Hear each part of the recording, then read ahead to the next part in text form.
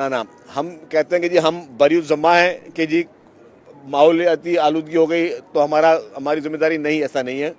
हम हर चीज़ के रिस्पॉन्सिबल हैं और हमें हर चीज़ को ठीक करना है। जहाँ जहाँ पे हमें चैलेंजेस, ज़ाहिर है माजी में सबसे गलतियाँ हुई हैं, अगर जहाँ जहाँ पे हमें चैलेंजेस हैं उन चैलेंजेस को अब हम बेहतर कैसे करें।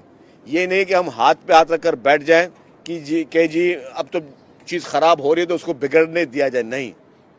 ये हम सब की मुश्तरका कोशिश है, हुकूमतों की भी, आवाम की भी, कारोबारी हजरात की भी, कि सब मिलकर हुकूमत के साथ मिलकर इस तरह की पॉलिसियाँ बनाएं जिससे हम अपने जो भी हमें चैलेंजेस हैं मुआशरे में उनसे हम निकल सकें, उनसे हम अपने अवाम को बचा सकें। तो इसीलिए ट्रांसपोर्ट सेक्टर जो है वो इस वक्त मुकम्मल तौर पर इस कोशिश में लगा हुआ है कि जितनी भी मज़ीद ट्रांसपोर्ट हो वो हम कोशिश करें कि वो ईवी ट्रांसपोर्ट हो, जिससे आप लोगों को जो है वो पोल्यूशन फ्री जो है हम शहर दे सकें और उसका फ़ायदा आम पब्लिक को मिल सके। तो यही हमारी इस वक्त टॉप प्रायोरिटीज़ हैं जिस पे हुकूमत सिंध काम कर रही है। और अभी भी मैंने इनको कहा है कि टाइम लाइन जो है उसको इनको बेहतर करें। इन्होंने कहा कि जी 2026 में ये डेपो और ये प्रोजेक्ट कंप्लीट होगा। मैंने कहा नहीं, मुझे पता है कि ये काम उससे पहले हो सकता है, क्योंकि यहाँ पर बाकी जिस तरह अगर रेड लाइन वगैरह या बाकी जगह चैलेंजेस है तो वहाँ हमें चैलेंजेस ये हैं कि जी वहाँ पे हमें जो है यूटिलिटीज़ ट्रांसफ़र करनी है, यहाँ और कोई इंक्रोचमेंट के चैलेंजेस है।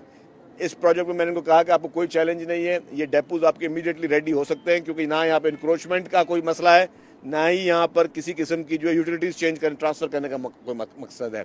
तो यहाँ पे आप दिन रात काम करके ये काम जल्दी पूरा कर सकते हैं। और इंशाअल्लाह ताला मेरी कोशिश होगी, मैं इस पर फॉलोअप मीटिंग भी करूँगा कि उसके बाद इस प्रोजेक्ट को, जिसको ये 2026 के एंड में कंप्लीट करना चाहते हैं, मैं चाहूँगा कि ये 2025 के एंड में कंप्लीट हो, एक साल पहले कंप्लीट करें। उसमें इनको जो मदद चाहिए होगी वो ट्रांसपोर्ट महकमा हुकूमत सिंध इनको मुकम्मल मदद फराम करेगा। लेकिन हम चाहते हैं कि ये काम जो 2 साल का है वो हम 1 साल में कंप्लीट करके दे सकें, ताकि शहरियों को जल्द से जल्द इस चीज़ का फ़ायदा हो सके। साहब ये बता दीजिएगा कि ये मतलब जैसे आपने बताया कि 1 साल में मुकम्मल होगा, इसका रूट के बारे में थोड़ा सा बता दीजिएगा। और यहाँ पर जो डेपो बन रहा है इसमें एक वक्त में या पहले मरहले में कितनी बसें पार हो सकेंगी?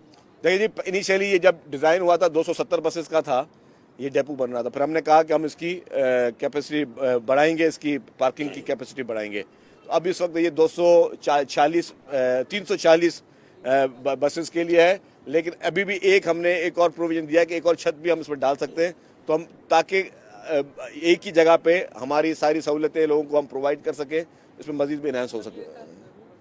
रूट इसका जो है आपको पूरा भी मैं इसमें आपको ब्रीफिंग में पहले भी दे चुका हूँ कि ये जाम सादिक ब्रिज से स्टार्ट होगा और सारा आपके और भी बस डिपो हैं जिन पे अभी तक कब्जे पड़े हुए हैं, उनको खाली नहीं कराया जा रहा है। जैसे सदर का एक मेन डिपो होता था जहाँ पे तजावजात खड़े हुए हैं, इस तरह मलिर हर्ड पे है, इसी तरह और जगहों पे भी है, तो उसको कब खाली कराएंगे? वहाँ तो इंक्रोच, जैसे सदर का एक मेन डिपो होता था जहाँ पे तजावजात खड़े हुए हैं, इस तरह मलिर हर्ड पे है, इसी तरह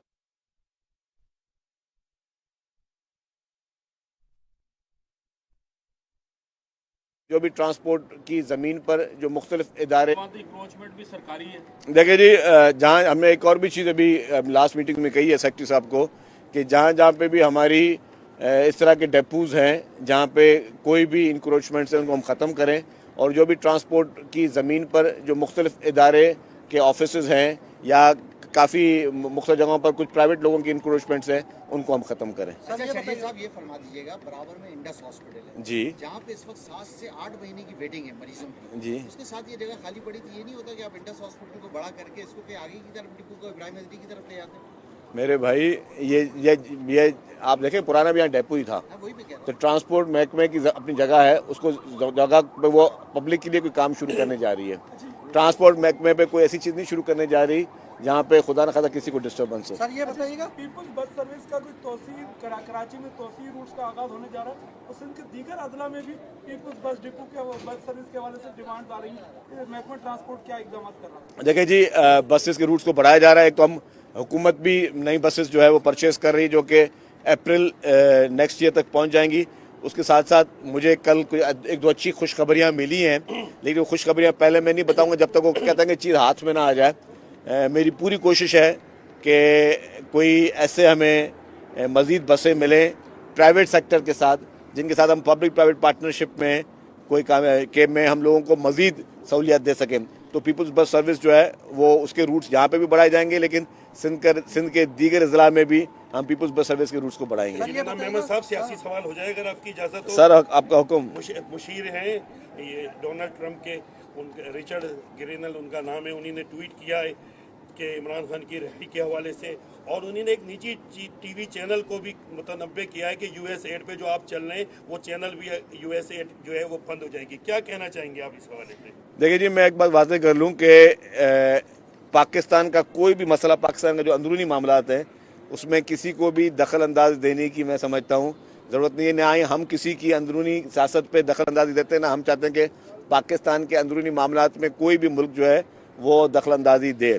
हाँ, अगर ज़ाती राय किसी की हो सकती है, अगर किसी ने ज़ाती कैपेसिटी में दिया है तो मैं नहीं समझता कि उस मुल्क की या की कोई पॉलिसी है, ज़ाती तौर पर कोई भी बयान दे सकता है। तो अगर उन्होंने अपनी ज़ाती हैसियत में दिया है तो उन्होंने दिया होगा, लेकिन ऑफिशियल पॉलिसी मैं समझता हूँ कि एक समझदार मुल्क कभी भी दूसरे मुल्क के अंदरूनी इशूज़ पे इस तरह का गैर जिम्मेदाराना रवैया नहीं इख्तियार करेगा। बाकी इमरान खान के लिए यस, जो लॉबियस्ट इंटरनेशनली काम कर रहे हैं, जो कि इंटरनेशनल लॉबिंग काम कर रही हैं, उनकी कोशिश यही है कि वो किसी सूरत में अपने इस एजेंट को यहाँ से पिंजरे से बाहर निकालें। और मुझे ये भी कुछ खबरें आ रही हैं कि जो उनका एजेंट है वो इस वक्त अब थोड़ा बहुत वो क्या कहते हैं उतलावा हो रहा है, और वो वहाँ से कोशिश कर रहा है कि कुछ भी हो जाए, डील हो जाए, माफ़ी हो जाए, तलाफ़ी हो जाए, मैं पिंजरे से बाहर निकलूँ। और पिंजरे से बाहर निकालने का जो फैसला है वो अदालतों ने करना है, किसी फ़र्द वाहिद ने नहीं करना। तो एक तरफ वो धमकी भी देता है, एक तरफ सिविल नाफरमानी की धमकियाँ भी दी जाती हैं, दूसरी तरफ मिन्नतें भी कर रहे हैं। वो दोनों चीज़ तो पब्लिक को दिखाने के लिए धमकी के लिए है, टीवी और अखबारों की छह सुर्खियों के लिए, टॉक शोज़ के लिए धमकी की बात है, और अंदरूनी तौर पे वो मिन्नतें तरले चल रहे हैं उनके। हमारे चैनल भी यूएस एड पे चल रहे हैं हमारे। मुझे नहीं पता कौन से चैनल का नाम दिया है, बड़े चैनल का नाम लिया, जियो न्यूज़ का नाम लिया है, मुझे नहीं पता भाई। सर ये बताइए, रेड लाइन बस जो रूट है वहाँ काम जो है अभी जारी है, लेकिन वहाँ पे आए रोज़ जो है पानी की लाइन बढ़ जाती है, उस पर काम कब मुकम्मल होगा? साथ साथ जो है वो लोगों को भी परेशानी उठानी पड़ रही है, लोग ये कह रहे हैं कि कब तक ये काम। देखिए जी, मैं आपको अर्ज करूँ, उसमें टेक्निकल इश्यूज़ हैं जिसको हम रिजॉल्व कर रहे हैं। अनफॉर्चुनेटली 8 महीने केयर टेकर की गवर्नमेंट थी तो उसमें एक ईंट भी वहाँ पे नहीं लगी, काम बंद था। हमने आके इसको किन चैलेंजेस के बावजूद, एस्केलेशन के चैलेंजेस अलग थे, यूटिलिटी ट्रांसफर्स के चैलेंजेस अलग थे, मुख्तलिफ इदारे जिनकी वहाँ पे यूटिलिटी सर्विस थी उनको पैसे भी दिए गए, तो उसके बावजूद भी उनकी जो है वो जो यूटिलिटी शिफ्टिंग होनी थी वो नहीं हो सक रही थी। तो बहुत सारे चैलेंजेस, क्योंकि किसी भी शहर के दरमियान चीज़ को बनाना जो है ना वो is a very difficult task, यकीन करें कि मतलब। लेकिन ये बता दूं कि हुकूमत की तरफ से कोई सुस्ती, कोई बदनीयती या खुदा न खास्ता किसी किस्म की वो चीज़ नहीं है। जो भी अच्छी चीज़ बनने में और लगने में थोड़ा वक्त दरकार है। ये state of the art Pakistan की पहली बायोगैस प्लांट पे चलने वाली जो है वो BRT है।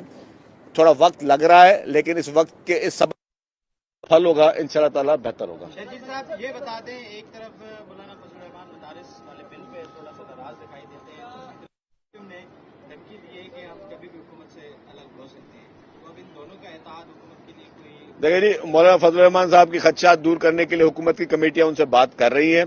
जहां तक MQM की धमकी की बात है, MQM की तब्दीली के बारे में क्या मुझे नहीं पता कि उनकी तब्दीली हो रही है नहीं हो रही है। कल कराची के बेटे जो मेयर कराची, उन्होंने आप तनकीद किए महकमा ट्रांसपोर्ट की वजह से, BRT मंसूबे की वजह से शहरी बदतरीन परेशानी का शिकार है, पानी की लाइन टूट रही है, और वो इस बारे में कहते हैं कि कोई उनको पूछने वाला नहीं है महकमा, तो ये खदशात जो है उनके किस हद तक दुरुस्त है? मैंने नहीं सुनी ये बात। मैं आपको बता रहा हूँ।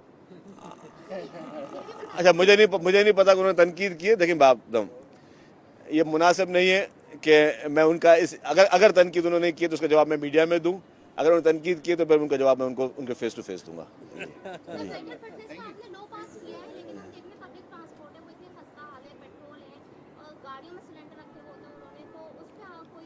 बिल्कुल, मैं मानता हूं ये महकमा ट्रांसपोर्ट की बहुत बड़ी कोताही थी। कोताही मानने में कोई बुरी बात नहीं होती है कि अभी तक हमने हमारा देरीना मसला था गाड़ियों की फिटनेस का, उस पर हम की बहुत बड़ी कोताही थी। कोताही मानने में कोई बुरी बात नहीं होती है कि अभी तक हमने एक हमारा देरीना मसला था गाड़ियों की फिटनेस का, उस पर हमने कोई सीरियसनेस नहीं ली। लेकिन मैं आपको बता दूं कि बहुत ही सीरियसनेस के साथ इस पर हम लोग रेवोल्यूशनरी स्टेप्स कुछ ले चुके हैं, कुछ ले रहे हैं। इंशाल्लाह ताला आपको जो है इसमें बेहतरी नजर आएगी। लेकिन लोग परेशान होंगे जब ट्रांसपोर्ट महकमा अब जब ये एक्शन लेगा गाड़ियों की फिटनेस पे, तो लोगों को परेशानी होगी। उन परेशानी की मैं उनसे एडवांस में माजरत करता हूँ। लेकिन ये बता दूं कि ये जो अभी परेशानी होगी ये आपके लिए और आपके बच्चों के लिए, आइंदा के लिए ये बहुत शुरू हो चुका है। 1 दिसंबर से हमने एक प्रोसेस स्टार्ट कर दिया है। अब मजीद हम लोग कुछ चीज़ों को अगर बेहतर करने में लगे हुए हैं। इंशाल्लाह ताला थोड़ा टाइम लगेगा, और क्योंकि ये मैं समझता हूँ कि पिछले 40-50 साल का जो है ना ये एक सिस्टम है जो कि हम ठीक नहीं कर सके। अब ये बेहतर हो जाएगा। Thank you.